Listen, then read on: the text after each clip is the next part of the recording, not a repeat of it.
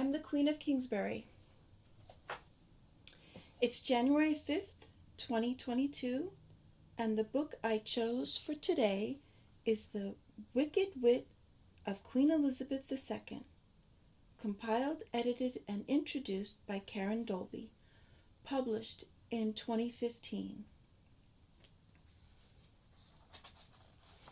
I received this book as a present from my daughter.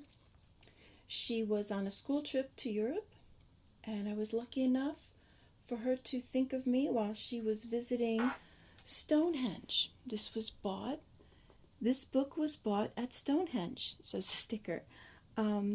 There's a website, english-heritage.org.uk. So this is a great book.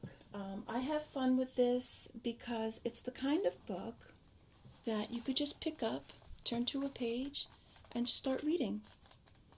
It's little stories, and it's quotes from the Queen, and it has also quotes from many other royal members, which makes it additionally fun. So this is the cover. Here's the jacket binding, and there are some quotes on the back. Let's see, I'll read one. At a palace garden party, a guest was struck with horror when their mobile phone rang. The Queen, however, remained serene. "You should answer it," Her Majesty suggested. "It might be someone important." Hilarious. Who's more important than the Queen? So these are great little tidbits. Here is the binding. It's a nice navy blue with a silver writing on the edge. And I'll read the inside jacket description. That usually helps me whenever I'm shopping for a book or starting a book. Then we're greeted with Her Majesty's signature right on the cover page. Okay. When thinking of the Queen, our first image is one of dignity and authority. She is the very definition of majesty, the British monarch, the supreme governor of the Church of England, and the head of the Commonwealth. But, as anyone who knows her will tell you, in person she has a wicked sense of humor. Revealing an aspect of the Queen's personality that the public rarely see, this joyous little book is a timely celebration of the Queen's whimsical side, including queenly quips as well as stories from the rest of the family and prime quotes from the inimitable Prince Philip. So, here's the title page, the contents. So the quotes and the little tidbits from the royal family are separated into great sections in the contents.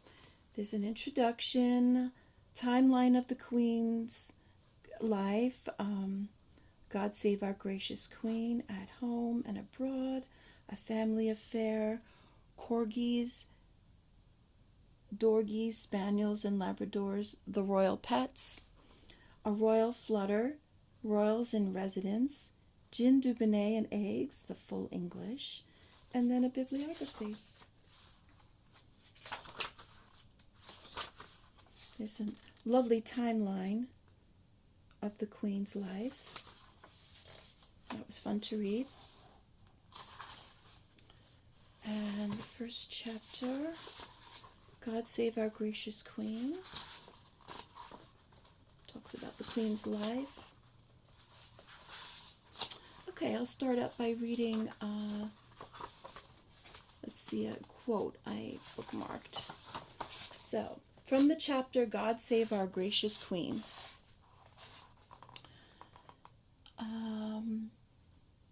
A thoroughly modern monarch. No stranger to technology, back in 1976, the Queen was the first head of state to send an email.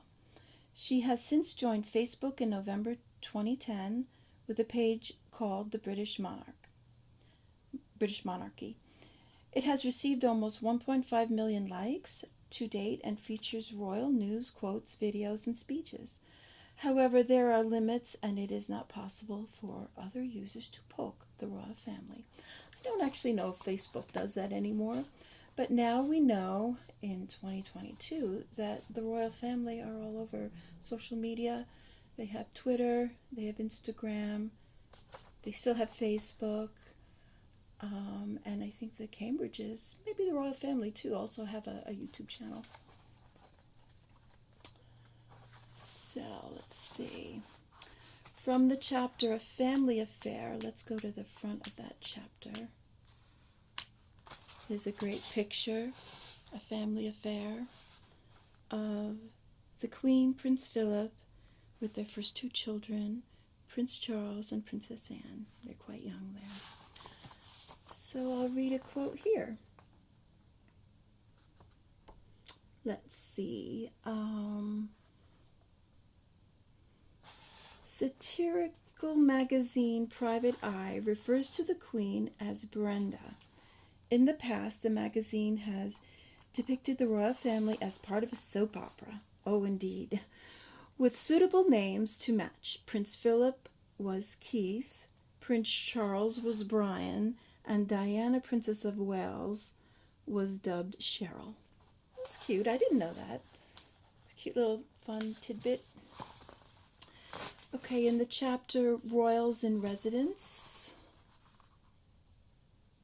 let's go to the front of that chapter. It's a great picture, Royals in Residence, of the Queen and Prince Philip. And let's see. Here is a tidbit. The traditional barbecue, always organized for the second evening by Prince Philip, was not without confusion. Mrs. Thatcher was shocked that the Queen should choose to wash up afterwards herself, and horror of horrors, with her bare hands. After one visit, Mrs. Thatcher sent Her Majesty a pair of rubber gloves. On another visit, the Prime Minister was obviously very uncomfortable watching her sovereign clearing plates and kept trying to help. Finally, an irritated Queen said, through gritted teeth, "Will somebody please tell that woman to sit down?" It's pretty funny. I can picture her saying that. I don't know. Who knows if these things actually happen, but they're real fun to read. In the chapter Gin Dubonnet, Eggs, and the Full English, here's the chapter cover. And picture again of the Queen with Prince Philip. Looks like they're cheering. Cheers. Okay.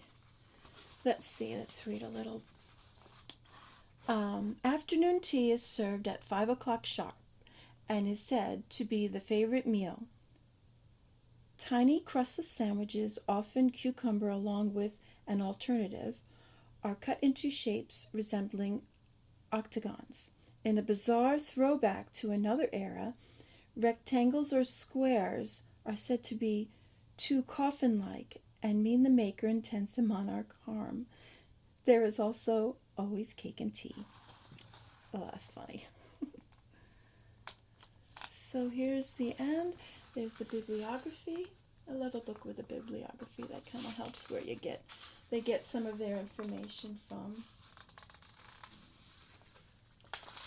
And some websites. Comes along with some websites that they probably got plenty from. So in the back of the book, on the back inside jacket, it reads, Princess Elizabeth Alexandra Mary was born on 21st April 1926 in London to Prince Albert, Duke of York, later King George VI, and Elizabeth Bowes-Lyon.